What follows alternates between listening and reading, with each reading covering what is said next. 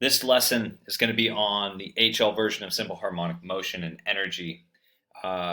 In our objective sheet, we are going to be able to quantitatively describe the position, velocity, acceleration, both graphically and algebraically, and we're going to be able to describe energy of a particle in simple harmonic motion, both graphically and algebraically. With a focus on the quantitative, SL content really focused qualitatively, and in this lesson, we're going to actually look at the math involved in this. So here is a GIF of a pendulum swinging back and forth in simple harmonic motion. The simple in the simple harmonic motion implies that there's no resisting force, so it's going to always be going back and forth, and create this wave-like pattern if we measured its displacement from equilibrium per time. And as this is occurring, we want to identify what two conditions exist for an object to be in simple harmonic motion. Now, this is a review. So we've said that simple harmonic motion exists when the first one is the restoring force.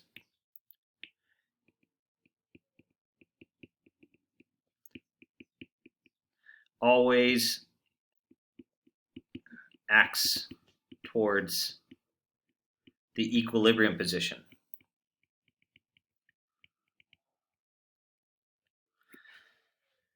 And the second is that the restoring force is proportional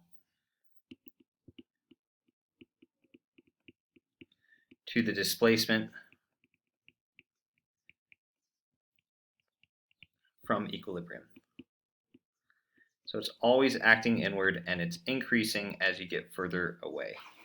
The restoring force, and therefore the acceleration. So both actually, restoring force or acceleration, can be used for this, restoring acceleration, so forth. This comes from pretty much Hooke's law. So we're going to identify Hooke's law and really push forward with Hooke's law and how it helps us understand motion graphically and algebraically. So we'll start off with the graph. We'll say, how do we know that this graph of a spring mass system is undergoing SHM? And by what equation? So we said that, it's going through SHM because the acceleration is always acting towards the equilibrium position. So it's always acting inward. So when it's moving to the left, or when it's to the left of equilibrium, the force is acting to the right. Therefore, an acceleration is acting to the right. When it's to the right of the equilibrium, the force and the acceleration is acting to the left. This is seen here using Hooke's law. So we're going to bring this up. F equals negative kx. That's the equation we're working with.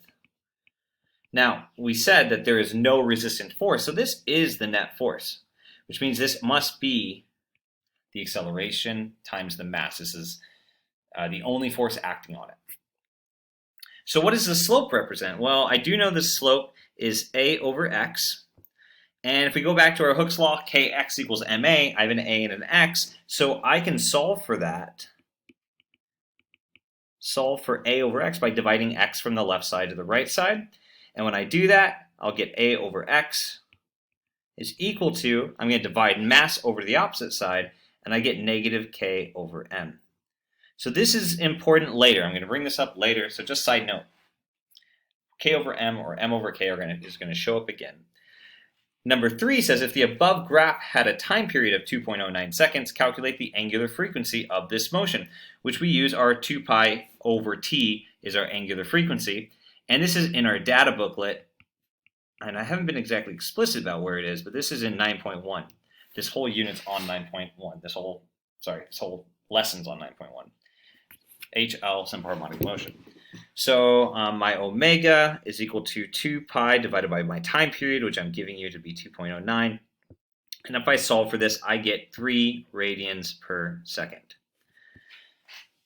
And again, why am I asking you to do this? Trust me, it'll show up later. So we've got this identification of what angular frequency is in this situation, and that k over m shows up in our net force equation as equal to the slope of a acceleration displacement graph. So let's look at different versions of simple harmonic motion. And that can happen in a swinging pendulum or in an oscillating mass system. We've seen this video before, but we're going to show it again. I like it because not only it's pretty to kind of look at, but also that we can look at how the time period is affected by the length that a pendulum is in, because each of these pendulums have a different length. They all have the same mass, but what we'll find out is mass doesn't even matter. The length of the pendulum is what matters. As seen here in this equation, we have the time period of a pendulum is equal, and I'll leave this over here, equal to 2 pi times the square root of the length of pendulum divided by the acceleration due to gravity. So the units for time period is seconds, the units for length of a pendulum is meters, and the units for acceleration due to gravity is meters per second squared. And if you cancel out the m square root, you'll end up with seconds in the numerator. So this cool pattern starts showing up, but I want you to just look at the time periods that are occurring. Which pendulum has a faster time period or a shorter, quicker oscillation? The one in the back goes back and forth and back and forth and back and forth and has a different time period than all of the others into the front one, which you can see that the front one, the one that's closest to us, has the longest time period. And that's what's creating this pattern to occur, right? Back, back, and forth. So depending on the length of the time period, as long as we're on Earth, the length is the only thing that affects the time period of a pendulum. This can be seen also in grandfather clocks. That's why grandfather clocks helped us to measure time. If you don't know what a grandfather clock is, Google it. You've probably seen one before. An oscillating mass spring system is any mass spring system, whether it's vertical or horizontal. So one thing to note here is gravitational acceleration does not affect a mass spring system. And the only thing that affects it is the mass. Let's do it in blue. The mass that's hanging, that's in kilograms, and the spring constant, which is in newtons per meter. Now you know Newton is kilogram meters per second squared, so again, if you play around with the units, you'll end up with kilogram, meters canceling out, seconds squared being square rooted, and you end up with seconds in the numerator. Now, this doesn't work well here, so I'm going to open up a web page that has this. All right, so when I click intro, I'm going to first play around with some ideas of the time period of a pendulum when I hold it at a different displacement from equilibrium. So I'm going to try to start it both when they're on the bottom. And we can watch them both have the same time period. Even though the right one had a larger maximum displacement, larger amplitude, it still has the same time period. That's really interesting, and also because we can start looking at the position, velocity, and acceleration changes depending on where the initial displacement was, the amplitude. So its velocity of the one that has a further displacement gets larger when passing through the equilibrium. The one on the left is traveling very slow when it passes through equilibrium, but the one on the right is traveling very fast. This is due to the larger acceleration that it has when it's at the top or it's at the bottom, and so it has more work done acting on it, and thus creating a larger kinetic energy, or transferring a larger kinetic energy, and so it reaches the equilibrium point at the same time. It doesn't matter how far I extend this, it should reach the same, the equilibrium position at the same time, reaching the same time period, no matter what. If I were to change, nope, that doesn't work. If I were to change the 100 to 250, you'll see, let's go a little more. Oh, I did 100 again. That's why 250. You can see that it has a longer time period. It's going slower, so it has a longer time period than the other one, proportional to the square root of the mass. And if I give one a larger k, it's going to happen faster because of the inverse proportionality, and if it has a smaller k, then it will have a longer time period. So going back to our notes, that's where this equation comes from. It's one thing really important, that both of these, the time period is not proportional to the displacement from equilibrium. That's just really interesting. Now, one thing to know is the pendulum, actually, when you reach a certain angle, certain position from equilibrium, it does kind of break down a little bit because there's some approximations going on in this calculation, but the approximations are pretty good. But it is an approximation at certain angles from the vertical. But we're going to focus on this mass spring system because we've seen m over k or k over m show up before. We see 2 pi and t. This is going to be like our universal simple harmonic motion equation where everything has some sort of spring constant to it, this sort of force that is proportional to the displacement, and everything has some sort of inertia going on this mass. So I'm going to play around with this and say, okay, I've seen 2 pi and t before. Specifically, I saw it with angular velocity, where 2 pi over t equals angular velocity. So let's solve for that. And I'm going to use that because I'm going to come back up here and revisit some things we've already looked at.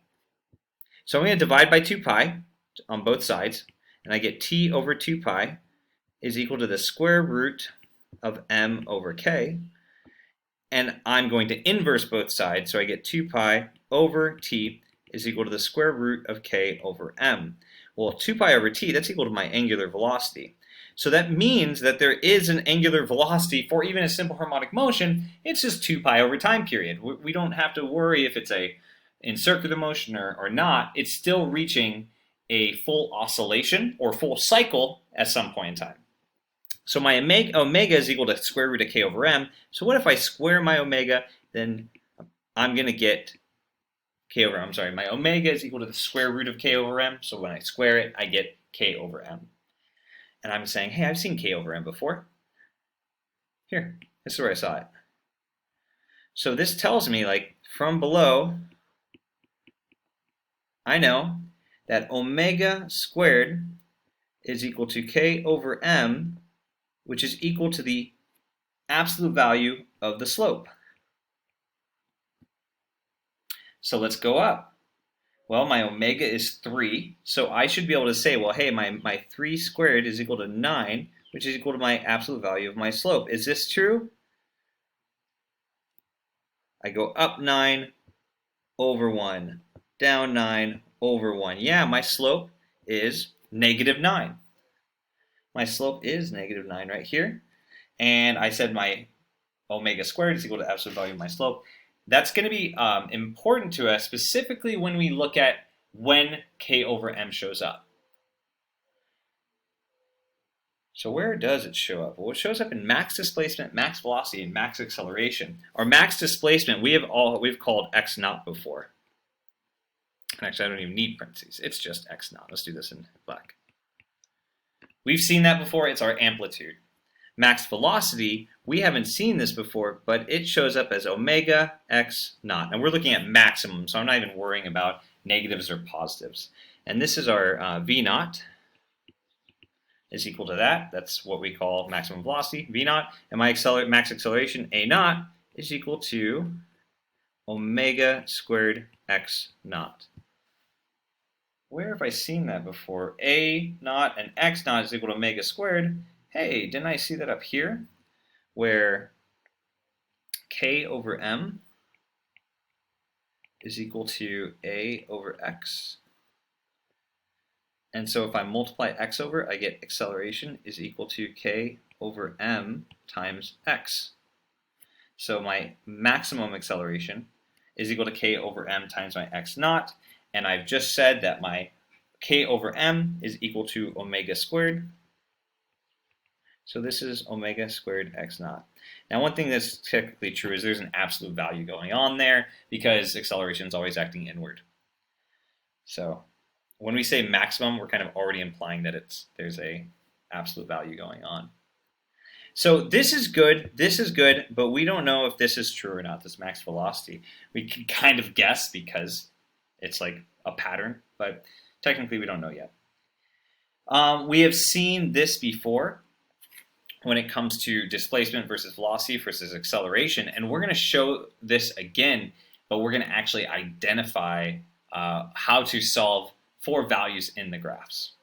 So this displacement graph, well, it's equal to, in this case, it's cosine of theta.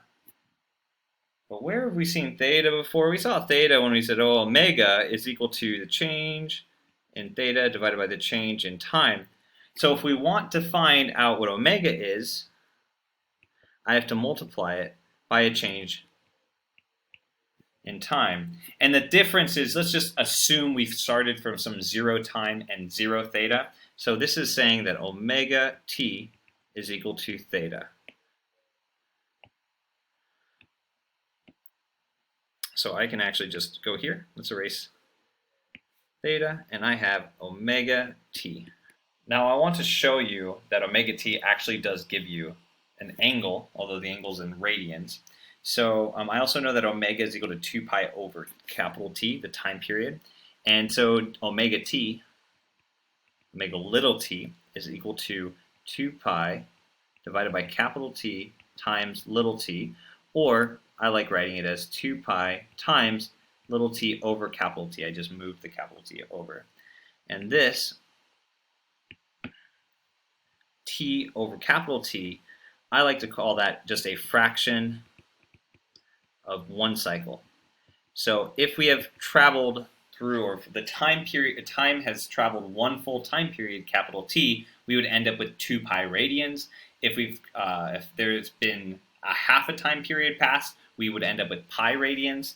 And when plugging that in, we would end up with a value of our displacement depending on how much time has passed during this simple harmonic motion. All right, the next one, I just have to kind of give you these equations. We've noticed that, at least in the picture, it shows that the amplitude would have increased by a factor of omega. So that is true here. V is equal to, this looks like a negative sign graph. So I have negative omega sine of omega t. Now, technically, what we're doing is a little bit of calculus here. We're doing just derivations of cosine and sine. Eventually, when you get to that in your math class, this will, you'll see where this comes from a little bit more. But as of right now, just kind of roll with it. And the acceleration is equal to negative omega squared cosine of omega t. All right, so far we have identified when objects are in simple harmonic motion, what forces act on them.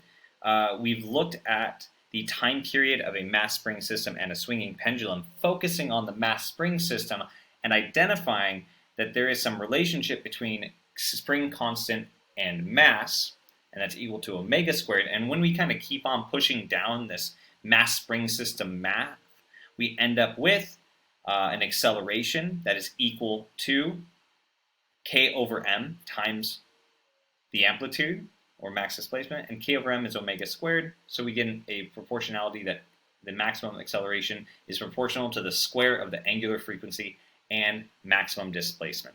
And that was shown, at least the maximum displacement showed a larger acceleration because of Hooke's law, a larger velocity because of more energy is being transferred as it passes further displacement. And then we looked at our graphs that we've already seen, and we've just given them actual mathematical relationships to them. Now, something that's really important too is that this graph, I've identified cosine, sine, or cosine, then negative sine, and then negative cosine. But if I started at a different time, let's say this began time 0, to where my new t equals 0 is right at the end of this, then we would have a negative sine to a negative cosine to a sine. So something just to be aware of is that we can't be memorizing these equations. You need to think through the actual slopes and what that produces for, is it a cosine, is it a sine, and so forth. All right, now we're going to look at our equations that we see in our data booklet. These equations show up in your data booklet. V equals plus or minus omega, the angular frequency, times the square root of x naught squared minus x squared, and the kinetic energy related to that as 1/2 mv squared, and then some total energy. This comes from a base of energy equations that we already know. So I am going to pause the video and derive these videos and do a real quick overview of that, but it's not necessary for you to know how to derive these. I just think it's valuable to see, and if you want to pause the video when I work on it, you may do so. So I will be right back. All right, so these are the equations you'll need to know. I'm going to briefly run through how to solve for these through derivations, through just algebraic derivations. Not necessary to really know, but it's good to kind of see how all the variables work with each other. So I first took equation 1 of the sum of EPE plus the KE is equal to the total energy, and canceled out the 1/2 and divided by K to both sides. That canceled out the K's in the arguments that had K, but then left M over K in the V squared. And we've seen M over K before because it's the inverse of omega. So I want to kind of inverse it. So I set it equal to V squared. And when I multiplied K over M to cancel out M over K, I ended up with K over M, which is omega squared. And that's where I get my velocity is equal to plus or minus angular frequency times the square root of max amplitude minus the displacement, or max displacement minus its displacement. So that being said, we can also identify what our max velocity is there, but I do that a little later. That's our equation 1. If I take that and plug it into my kinetic energy equation, I find that my kinetic energy equation is just 1/2 m times omega squared times x naught squared minus x squared. So that's equation 2. I also know that when my displacement is 0, when I'm at equilibrium, then I have a maximum kinetic energy. So that also gives me this total energy is equal to 1/2 m omega squared x naught squared, because the displacement x is 0, so it gets removed from the subtraction. Those are equations 1, 2, and 3 that exist in your data booklet. But I wanted to get to this because it is we did use it before, and so where we get what our max velocity is. If we know what our maximum kinetic energy is, we can solve for our max velocity, which is just omega x naught, which becomes useful because omega x naught, where x naught is the max displacement, this is very similar to the v equals omega r that we just did in circular motion. So there's a lot of similarities going on here. Just there's no maximum displacement in circular motion. It's just always r. That's why you don't have a maximum velocity. It's uniform. All right, so we're going to use these equations and the information given to solve for this practice problem. State how graph 1 show that its oscillations are not damped. We haven't yet used the word damped. That's why I wanted to include it in here. Damping means the displacement or the amplitude decreases with time. And since we start off at 2 centimeters amplitude and we go to the same amplitude later, then we say amplitude stays constant, or max displacement. Amplitude is constant, so not damped.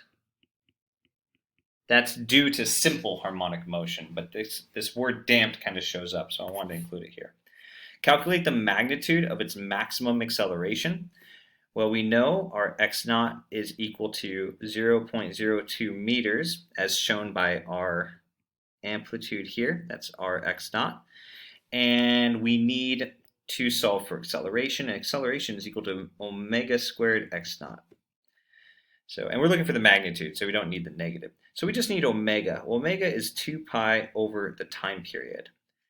And that means we need to find out when our time period is. Well, it's the course of one whole oscillation. So if we set this to be our beginning oscillation, the next time it reaches a crest, it is there. So 0.2 seconds is my time period. So t is equal to 0.2 seconds. And I will end up with an omega is equal to 2 pi over 0.2, which is 2 pi divided times 5. But you can't be that perfect, so we need to give actual values.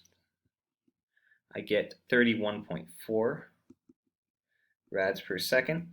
So I'm going to plug that into this acceleration. It's a maximum acceleration. That's what I did not include. maximum acceleration is equal to 31.4 squared times x naught, which is 0.02. And I get my maximum acceleration is 19.7 meters per second squared. Now we have a part 3 of calculated speed at t equals 0.12 seconds. I'm not going to solve this on the video, one, because the video is getting long, and I know that there are multiple ways of solving this, and I want to do that in class with you. So if you want to attempt this, please do so, but we will do it in class. So there's a lot of math going on here, a lot of kind of processing, so hopefully this video helps you with that, but we're going to review all of this content in class so you can save all of your questions for class time. I'll see you then.